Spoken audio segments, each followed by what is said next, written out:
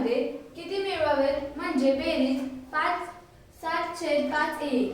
पर्याय 13/35, पर्याय 2 19/35, पर्याय 3 12/35, पर्याय 4 24/35। तर आपण याचे स्पष्टीकरण पाहूया।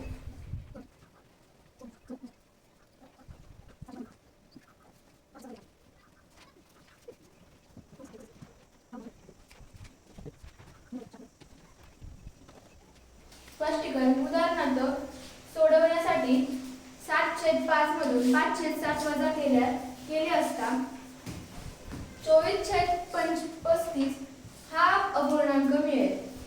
त्यामुळे पर्याय क्रमांक 4 हा बरोबर आहे।